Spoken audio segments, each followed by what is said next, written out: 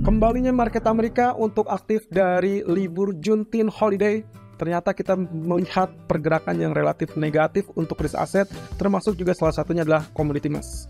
Dan kita akan coba lihat, apakah kali ini kita akan mendapatkan tekanan lebih dalam di bawah 40, atau justru saatnya dia rebound di zona 1940-an itu. Nah, sementara untuk pound sterling ataupun bahkan crude oil kelihatannya tidak ada tanda-tanda yang relatif signifikan, tapi kita akan melihat terlebih dulu dampaknya dari pergerakan US dollar. Ya, seperti yang terlihat di dalam grafik US dollar, grafik H4 menunjukkan ada kecenderungan persiapan penurunan lebih lanjut. Ini dikarenakan kenaikan yang sampai saat ini justru tertahan di level katakanlah 50% dari real body long black ini. Ya, kalau Anda lihat, inilah tipikal yang spesifik, yaitu kita kaitkan dengan potensi yang mungkin saja hanya sekedar pullback sebelum nantinya dilanjutkan dengan pola penurunan. Apakah daily candle mendukung untuk hal tersebut? Kita coba cek. Grafik menunjukkan bahwa candlestick untuk daily adalah small candle, small real body candle, lalu kemudian juga terkait dengan penurunan cukup signifikan 2 hari yang lalu. Jadi sebetulnya ini dalam zona yang bisa dibilang 50% real body candle dari long black, sangat mengganggu kenaikan untuk US dollar. Nah, tapi masalahnya adalah apakah dia mampu untuk penurunan lebih lanjut di bawah level 102 atau bahkan 101.90, itu yang harus kita nantikan. Kalau tidak, maka hati-hati dengan kenaikan di atas level 103.62 atau bahkan yang katakanlah mungkin yang paling dekat level 2 hari yang lalu di tanggal 15 berada di kisaran 103.37. Nah, demikian pula kalau misalnya kita perhatikan, sepertinya ini masih tetap dalam kriteria sideways, tapi ya MACD menunjukkan dukungan untuk pola penurunannya masih tetap akan ada. Pelemahan dari US dollar masih tetap terbuka, bukan berarti kondisi ini menghilang begitu saja, tapi lagi-lagi 2 hari ke depan kita akan berhadapan dengan testimoni Powell yang apapun bisa terjadi, termasuk nanti malam pernyataan dari para pejabat Fed. Hawkish itu berarti dukungan untuk penguatan US dollar, tapi less hawkish setidaknya itu bisa kita harapkan juga, karena mau tidak mau mereka berhadapan dengan konsekuensi yang bisa dibilang tergambarkan dari apa yang terjadi di China. Nah, kemudian dari US Treasury-nya sendiri, kalau kita perhatikan dia kecenderungan sedikit mengalami peningkatan ataupun kenaikan, tapi lagi-lagi kalau misalnya kita perkecil secara keseluruhan, kita berada dalam jalur penurunan dari descending triangle. Jadi kita masih tetap menantikan posisinya adalah rejection atau tidaknya, tergantung dari kenaikan berapa maksimum. Nah, kalau kita kaitkan dengan MACD, ini adalah flat MACD dan itu berarti tentang kondisi sideways. Jadi kita belum bisa memutuskan apakah dia akan mengalami penguatan lebih lanjut atau dia akan terkena rejection. Tapi kalau secara pola, maka saya masih memiliki keyakinan bahwa kita masih mungkin saja melihat akan terjadi rejection di zona ini. Ya, terlepas dari kenaikan lebih dulu atau tidaknya, semua akan bergantung dari keberhasilan dia mengalami tahanan ataupun rejection di zona 3,8 ataupun mungkin 3,7%. Oke, berarti berlanjut dengan kondisi H4-nya yang sepertinya juga tidak akan jauh berbeda, karena kenaikan diharapkan mungkin akan berjalan sangat singkat. Ya, ini kalau kita kaitkan dengan pergerakan yang relatif katakanlah mungkin lebih rendah, lalu kemudian dia juga sedang mengalami penurunan, maka diharapkan penurunan berikutnya akan turun di bawah garis biru ini 3,73%. Tapi sayangnya, kalau sampai dia gagal turun di bawah 3,73%, maka harus berwaspada, karena kemungkinan setelah penurunan itu akan kembali dipantulkan untuk mengalami kenaikan at least sampai 3,9%. Atau mungkin saja ke level-level yang pernah dia capai sebelumnya.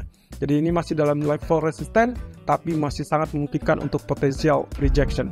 Berarti kalau demikian posisi dari head and shoulder yang ada di grafik H1 sepertinya akan kembali terancam, teman-teman. Kalau teman-teman lihat di sini kondisinya, kemarin kita sudah memperkirakan akan terjadi rejection ataupun penurunan dari head and shoulder. Nah, ternyata di sini kita memiliki 2 level right shoulder, kemudian dia turun, meskipun beberapa kali dia sempat menyambangi atau bahkan naik. Dan kali ini pun sedang mengalami kenaikan kembali di level 1951.60-an.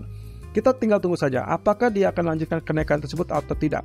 Yang jelas, kalau sampai dia mengarah ke level 1957, hati-hati. Di atas 1960 berarti kita bisa switch strategi menjadi level buy, karena kemungkinan potensinya dia akan mengejar target terdekat 1967 atau bahkan 1972.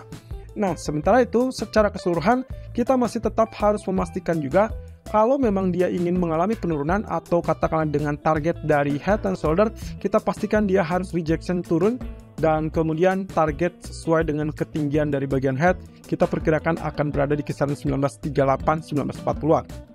Dengan catatan, di malam hari harap waspada karena kemungkinan bisa saja apapun terjadi, termasuk salah satunya adalah pengumuman dari pemerintah China terkait dengan stimulus fiskal. Kita belum tahu apakah dia akan diumumkan pagi hari atau justru akan diumumkan somewhere between the night, ya. Artinya kemungkinan malam hari bisa saja diumumkan. Jadi saya lebih memperkirakan kemungkinannya kita masih tetap bisa mengharapkan level critical 1924 sampai 1931 atau bahkan 1936. Itulah zona critical support yang mungkin saja demand bisa mempertahankan kembali sehingga nantinya diharapkan terjadi kenaikan. Nah, kalau misalkan Anda berkeinginan untuk melakukan buy, sebaiknya Anda lakukan di dekat-dekat level 1934 dengan catatan stop loss yang paling optimal atau yang paling ideal adalah di bawah 1924. Oke, kemudian kalau kita perhatikan dari sisi H4-nya, ingat bahwasanya kondisi ini mungkin bukan kondisi yang ideal untuk falling wedge. Tapi kalau misalnya kita perhatikan di sini, seharusnya kita masih bisa melihat penurunan maksimumnya adalah di zona ini. Itu berarti 1931, 1934 masih sangat memungkinkan, dan lagi-lagi teritori 1924 sampai 1931 adalah level support psikologis. Tapi hati-hati juga, kalau ternyata dia lebih dulu naik dan bahkan tembus 1960, maka peluang yang pertama kali akan dikejar adalah zona resisten 1972-1973. Dan lanjutannya, kalau memang dia cukup kuat untuk mendorong kembali, maka kita bisa harapkan kenaikan di level 1982. Tapi hati-hati, setelah ke level 1982 dihubungkan dengan kondisi yang bisa terbilang inilah strong resisten. Hati-hati dengan potential rejection-nya. Jadi secara keseluruhan selama dia belum mampu untuk tembus level 1982, 1985, ini akan menjadi PR yang sangat complicated untuk bullish. Tapi untuk saat ini, katakanlah level 1952, kita asumsikan ini masih tetap dalam jalur penurunan, sehingga baru kita akan switch strateginya kalau memang betul-betul tembus 1960 atau setelah dia berada di level 1930-an. Nah, sementara itu kalau kita perhatikan dari sisi pound sterling, kondisinya agak sedikit dilema. Kalau kita perhatikan di sini ada dua trend line, berarti kondisinya adalah tentang kondisi uptrend dan kemungkinannya masih terlihat uptrend.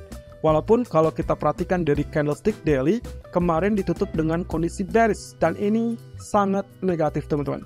Setelah 3 candle bullish, atau bahkan 4 candle bullish, lalu kemudian ditemani dengan katakanlah hanging man, maka peluangnya harusnya mengalami penurunan.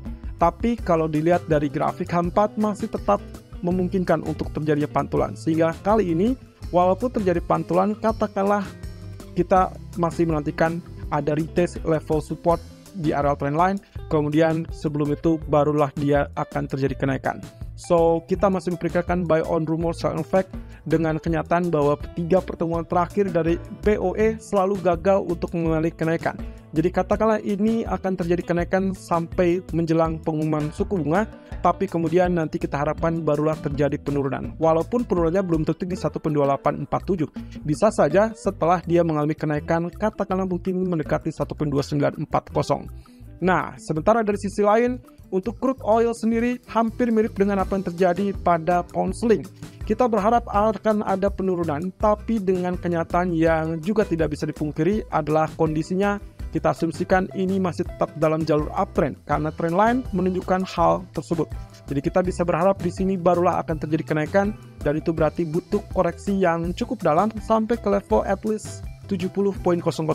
Sejauh ini penurunan tertahan di level 70.84, tapi kita lihat saja apakah kondisi badai yang sempat disebutkan tadi masih bisa berpeluang untuk menekan atau tidak. Tapi yang jelas, kalaupun misalkan kita asumsikan secara teknis, yang paling potensial, yang paling kuat adalah zona buy di kisaran 70. Tapi untuk sementara ini, biarkan dia mengayun untuk lebih rendah terlebih dulu. Dikarenakan di grafik daily-nya, kalau kita perhatikan, ini yang membuat dilematis. Apakah dia akan lanjut naik atau tidak? Karena secara trend line, dia sudah ditembus, tapi candlestick kemarin ditutup dengan spinning tops, atau bahkan kecenderungannya adalah hanging man. Nah, hati-hati kalau misalkan dia kembali di bawah trend line, dan itu berada di 7104, maka kemungkinan dia kecenderungan mengalami penurunan. Walaupun bullish masih tetap potensial, asalkan kita harus bisa segera melihat di atas 73.60. Dan kelihatannya 1 atau 2 hari ke depan semua akan bergantung kepada China atau statement dari Powell. Ya, semua pergerakan masih 50-50 dalam kemungkinan potensi up ataupun kembali turun tertekan karena sentimen negatif terkait dengan hawkishnya Fed. Tapi kalau misalkan suatu waktu dicetuskan bahwa stimulus China sudah berhasil atau mulai dicairkan atau dirilis, maka kemungkinan kita akan lihat pembalikan yang cukup tajam terutama untuk market emas.